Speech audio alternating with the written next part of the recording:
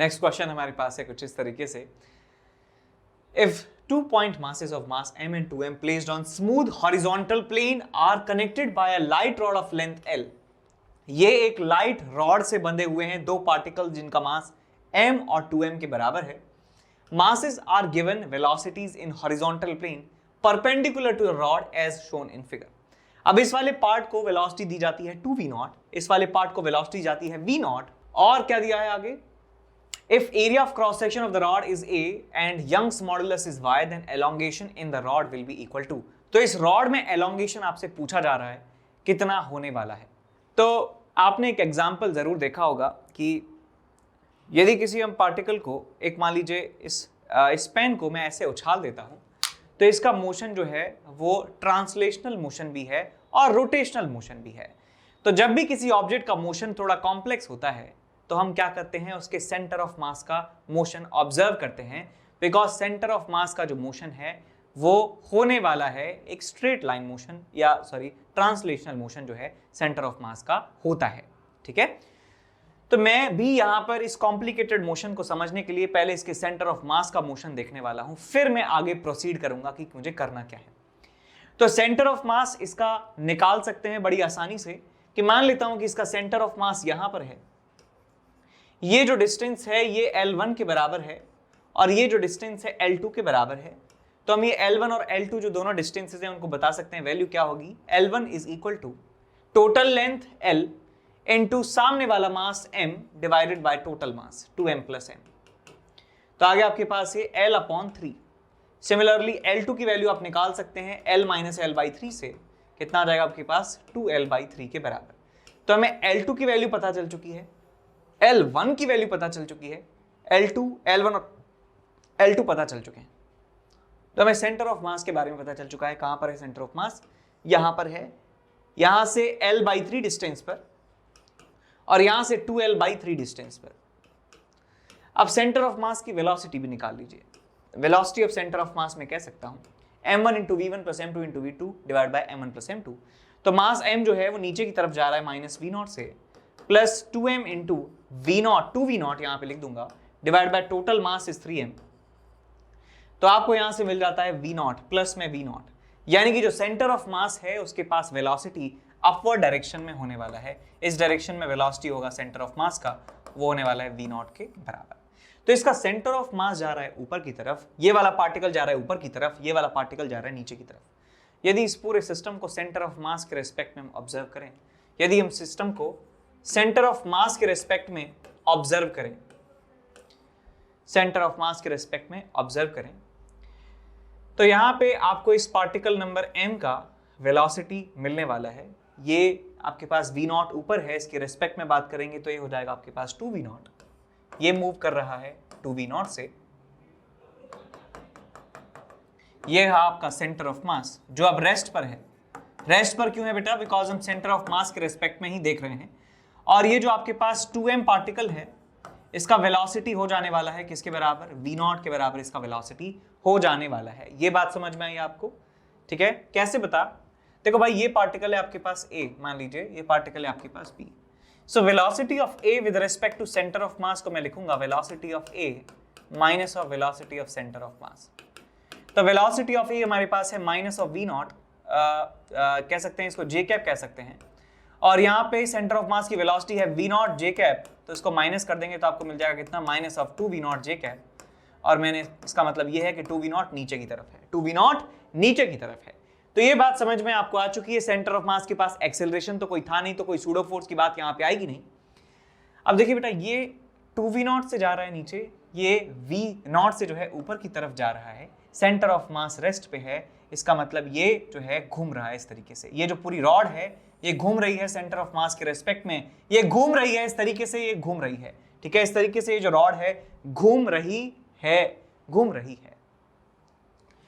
तो इस पार्टिकल की वजह से पार्टिकल के ऊपर जो टेंशन होगा, उतना ही टेंशन यहाँ पे होना चाहिए, बिकॉज रॉड जो है मासलेस है, कही गई है, बिकॉज रॉड के ऊपर जो टेंशन है वो सेम रहने वाले हर एक पॉइंट पर, यदि वो मासलेस है। तो यहाँ देखिए ये लाइट रॉड से कनेक्टेड है, लाइट रॉड से कनेक्टेड है, मास रॉड का नहीं है, तो इसका मतलब टेंशन, ये टेंशन जो है बराबर आने वाली है।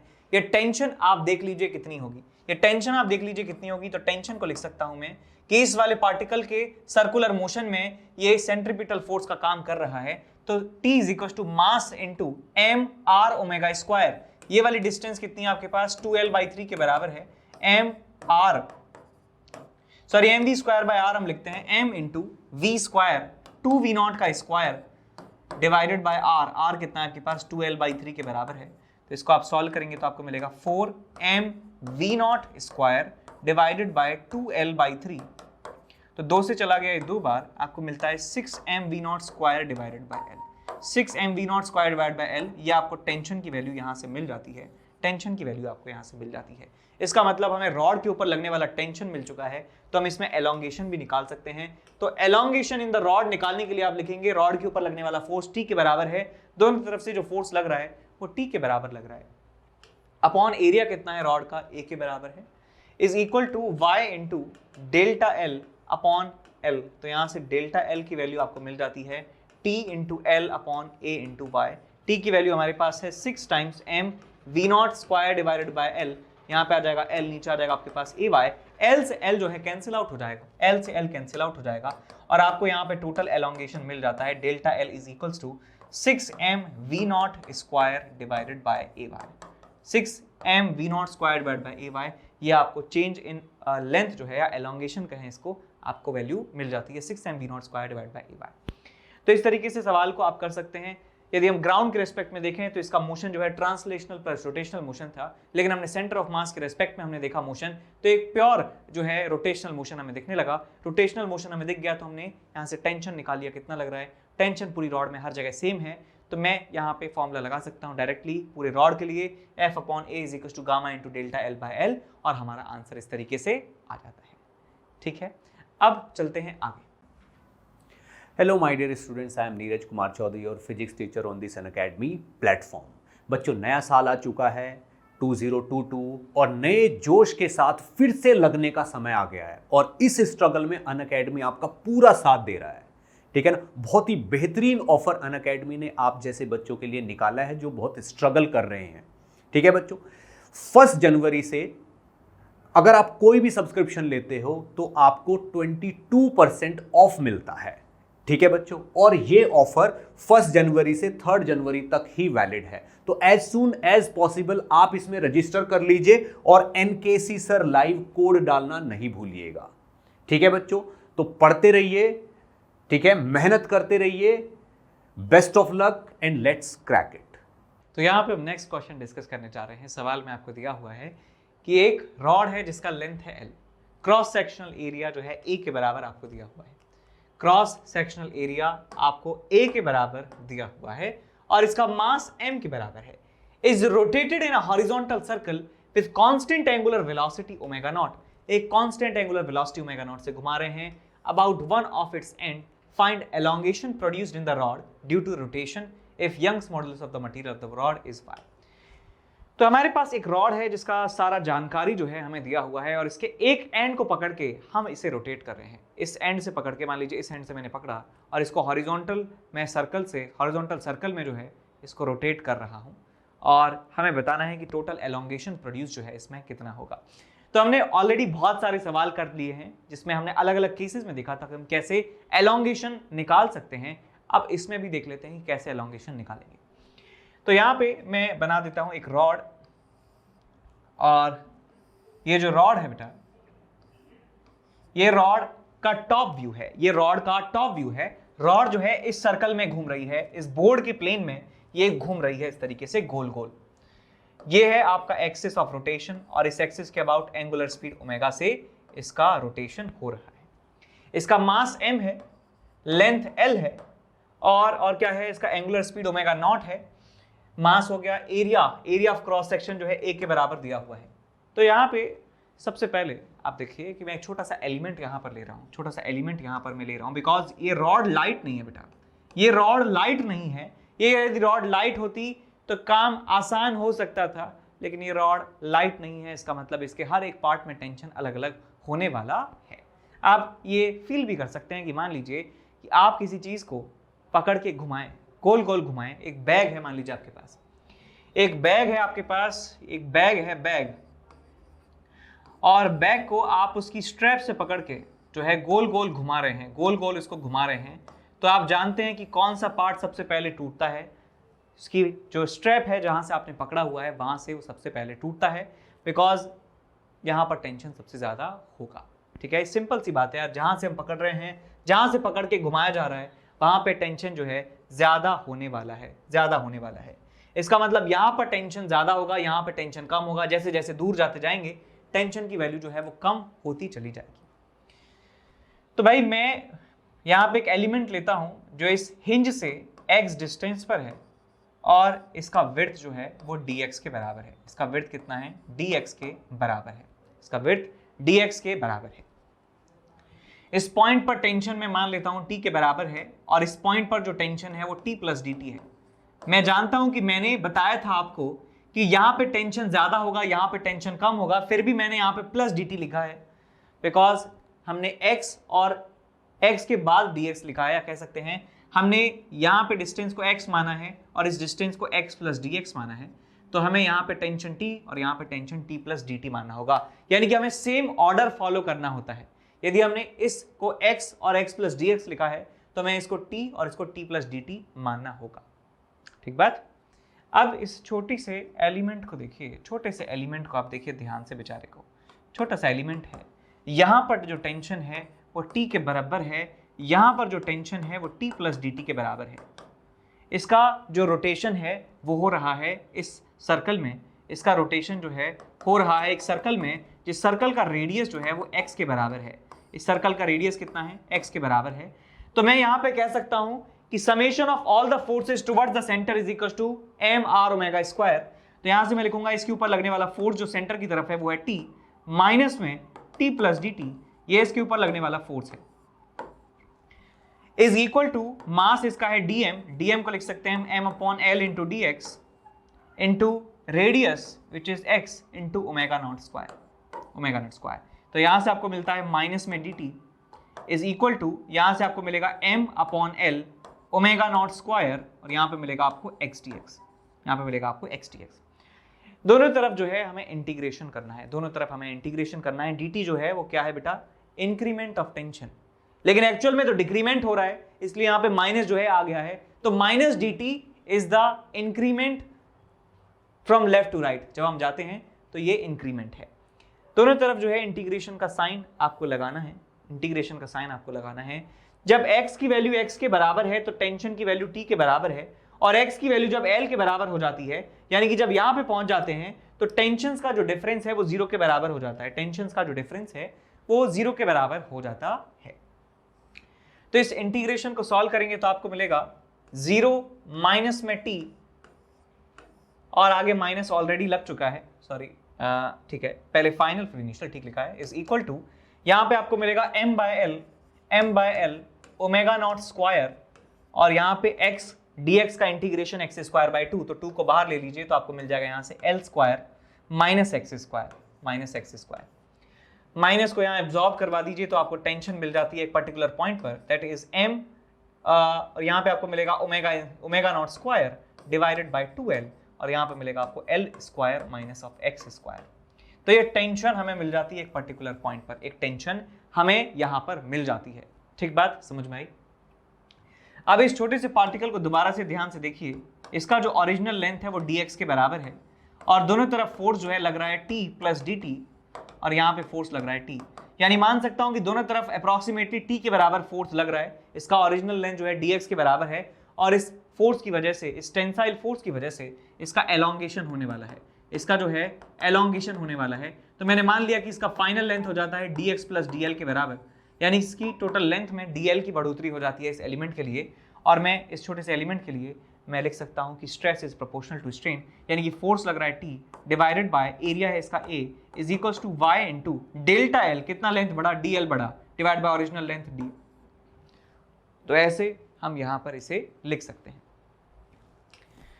तो टेंशन की वैल्यू पुट कर दीजिए, कितना आ जाएगा आपके पास? m omega not square divided bye 2l, यहां पे आएगा आपके पास l square minus of x square. और यहाँ पे नीचे आएगा आपके पास a और y, और यहाँ पे आ जाएगा आपके पास dx, और यहाँ पे आएगा आपके पास dl। अब हमें टोटल एलोंगेशन निकालना है तो दोनों तरफ हमें इंटीग्रेट करना होगा। तो 0 से डेल्टा एल आप इसे इंटीग्रेट करेंगे और यहाँ पे लिमिट इंटीग्रेट करेंगे 0 से लेके एल तक।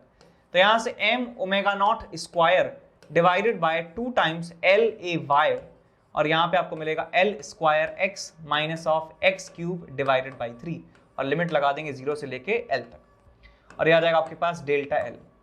तो यहाँ से डेल्टा एल की वैल्यू आपको मिल जाती है m omega not square divided by 2 L A Y, और यहाँ पे आ जाएगा आपके पास L cube minus of L cube by 3। तो यहाँ से आपको डेल्टा एल की वैल्यू मिल जाती है बेटा m omega not square divided by 2 L A Y, और यहाँ पे आपको मिलेगा 2 एल क्यूब डिवाइडेड बाय 3।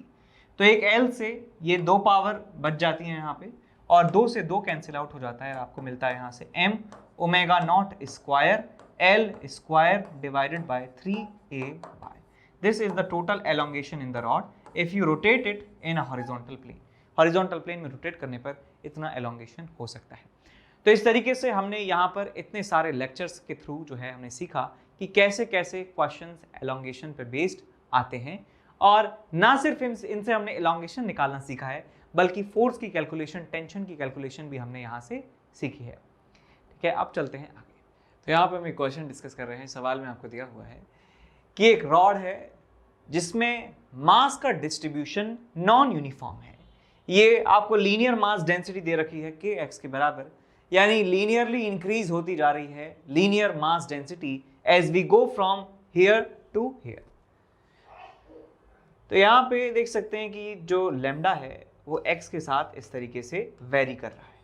ठीक बात है, लैम्डा इस तरीके से वेरी कर रहा है। तो हमें निकालना क्या है, पहले एक बात सुन लेंगे कि हमें निकालना है कि इस नॉन यूनिफॉर्म रॉड का जो वेट होगा, बिकॉज ये एक वर्टिकल प्लेन में रखी हुई है, तो अपने वेट की वजह से कितना एलोंगेशन इसमें आने वाला है ये आपसे पूछा जा रहा है। Find elongation, find elongation, total elongation in the rod due to its own weight, due to its own weight, due to its own weight। अब सवाल को करते हैं सॉल्व। एक चीज और यहां पे याद रखने की ये है कि जो ये यंग्स मॉडुलस है ये हर एक पार्ट के लिए कांस्टेंट है, ये लीनियर मास डेंसिटी से कोई रिलेशन नहीं रख रहा है। ये भी सवाल में दिया हुआ है। y सबके लिए कांस्टेंट है, हर एक पार्ट के लिए कांस्टेंट है, चाहे वहां पे मास कितना भी ज्यादा इकट्ठा क्यों ना हो। तो मैं यहाँ पे एक एलिमेंट ले रहा हूँ, यहाँ पर मैं एक एलिमेंट ले रहा हूँ, एक छोटा सा एलिमेंट x डिस्टेंस पर ही मान लेता हूँ, x डिस्टेंस पर ही एक छोटा सा एलिमेंट मान लेता हूँ, और जो क्रॉस सेक्शन एरिया इस रॉड का होगा वही क्रॉस सेक्शन एरिया इस एलिमेंट का भी होने वाला है। अब इस एलिमेंट को यदि आप देखें बाहर निकाल के, ये जो एलिमेंट है आपके पास, इस एलिमेंट की जो विड्थ है बेटा dx के बराबर है, एलिमेंट की जो विड्थ है वो dx के बराबर है, एलिमेंट की जो विड्थ है वो dx के बराबर है। इस एलिमेंट को इसका नीचे वाला जो पार्ट है वो पुल कर रहा होगा लेट्स से T फोर्स से, और इससे ऊपर वाला जो पार्ट है वो भी इसको पुल कर रहा होगा अपनी तरफ, और यहाँ पे मैं कह सकता हूँ ये T प्लस डी टी के बराबर होगा, T प्लस डी टी के बराबर ये होने वाला है। ठीक है, अब मैं इसका यदि मास निकालने की कोशिश करूँ, इसका मास यदि निकालने की कोशिश करूँ तो इसका मास हमें मिलने वाला है dm is equal to lambda which is k into X into D X. ये हमें मास यहाँ पर मिलने वाला है, ये इसका मास हो गया। तो यहाँ पे मैं मान लेता हूँ कि t के बराबर यहाँ पे फोर्स लग रहा है, dx इसका ओरिजिनल लेंथ है, और इस फोर्स की वजह से, इस टेंसाइल फोर्स की वजह से इसका लेंथ जो है इंक्रीज हो जाता है, और इसका लेंथ अब हो जाता है dx प्लस dl के बराबर। ये अब नई लेंथ हो चुकी है dx प्लस dl के बराबर।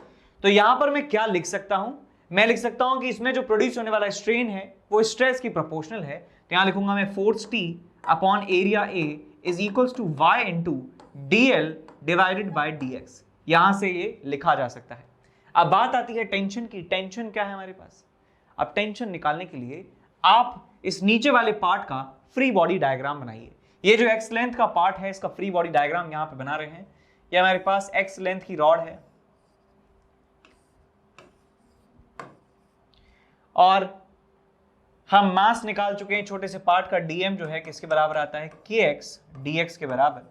इसको इंटीग्रेट करेंगे 0 से लेके एक्स तक, 0 से लेके एक्स तक, 0 से लेके एम तक, तो मुझे इतने वाले पार्ट का मास पता चल जाएगा कितना होगा। तो इस वाले पार्ट का जो मास है, एक्स लेंथ का जो मास है, वो हमें मिल जाता है m इज इक्वल टू के एक्स स्क्वायर डिवाइडेड बाई 2। ये मास हमें इस वाले पार्ट का पता चल जाता है और एक ग्रेविटेशनल फोर्स इसके सेंटर ऑफ ग्रेविटी पर लग रहा होगा। इसका सेंटर ऑफ ग्रेविटी मान लेता हूं यहां पर है, तो सेंटर ऑफ ग्रेविटी से एक फोर्स लग रहा होगा K X square divided by 2 into G के बराबर, और एक टेंशन फोर्स यहां पे लग रहा होगा इस तरीके से, टेंशन फोर्स टी के बराबर। ये पूरा सिस्टम इक्विलिब्रियम में है, तो मैं इन दोनों फोर्सेस को कह सकता हूं ये आपस में बराबर होने वाले हैं। तो यहां से टेंशन की वैल्यू आपको मिल जाती है K X square divided by 2 into G के बराबर। अब ये जो टेंशन की वैल्यू है उसे आप पुट कर दीजिए वहां इस वाली इक्वेशन में, तो यहां से आपको मिलने वाला है tension is K X square divided by 2 into G divided by area, area कितना आ गया आपके पास ए के बराबर, एरिया कितना आ गया ए के बराबर, इंटू डी एक्स, और नीचे आ गया आपके पास y, ये आ गया आपके पास dl। अब आपको dl छोटा सा एलोंगेशन मिल चुका है, और किसकी टर्म्स में, dx की टर्म्स में। दोनों तरफ जो है आप इंटीग्रेशन का साइन लगाएंगे, तो यहाँ पे 0 से डेल्टा एल इसे इंटीग्रेट करेंगे, और यहाँ पे x को इंटीग्रेट करेंगे 0 से लेकर कैपिटल L तक। तो देखिए यहाँ पे आपको मिलता है कांस्टेंट जो टर्म्स हैं उनको बाहर निकाल दीजिए, 2ay, यहाँ पे मिलेगा आपको x square D x, limit है 0 से लेके L, और यहाँ आ जाएगा आपके पास डेल्टा L। तो एक्स स्क्वायर का इंटीग्रेशन होता है एक्स क्यूब बाई 3, तो यहाँ से आपको मिलेगा L क्यूब डिवाइडेड बाई 3, यहाँ पे आपको मिलेगा के जी डिवाइडेड बाई 2ay, आ गया आपके पास डेल्टा L। तो यही आपका आंसर है, K G L cube divided by 6ay। इसे लिख दीजिए इसे K G L cube divided by 6ay। This is the total elongation, this is the total elongation in the rod, total elongation in the rod K G L cube divided by 6ay। ठीक है, समझ गए। तो ये सवाल था एक non uniform density का। ऐसे ही एक सवाल बनता है जिसमें यूनिफॉर्म हमारे पास जो है डेंसिटी होती है, यूनिफॉर्म डेंसिटी होती है, यानी कि मास m है, यूनिफॉर्मली डिस्ट्रीब्यूटेड है। तो उसको भी आप देख लीजिए, यहाँ पे लगे हाथ।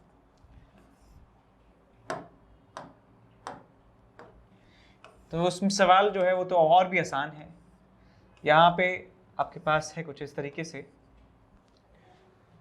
आपके पास रिजल्ट, मास इसका m है, लेंथ इसकी l है, और मास इसका m, लेंथ इसकी l, और इसका यंग्स मॉडुलस y के बराबर है, एरिया जो क्रॉस सेक्शन a के बराबर है। इस छोटे से सेक्शन को मैं यहाँ पे कंसीडर करने जा रहा हूँ। ये लेंथ है x के बराबर, ये विड्थ है dx के बराबर। इस पॉइंट पर टेंशन निकाल सकता हूँ, इस वाले पार्ट का मास इंटू जी के बराबर होगा। तो इस छोटे से एलिमेंट के ऊपर जो लगने वाला टेंशन फोर्स है बेटा, इसके ऊपर लगने वाला टेंशन फोर्स कितने होने वाला है, m upon l into X into G के बराबर होने वाला है। तो टेंशन मुझे पता है, तो यहाँ से मैं लिखूंगा tension m upon l into G into X divided by area is equal to y into delta l by l। ये आपको रिजल्ट मिल जाता है। तो यहाँ से आपको मिलेगा mg x dx upon l a y is equal to dl।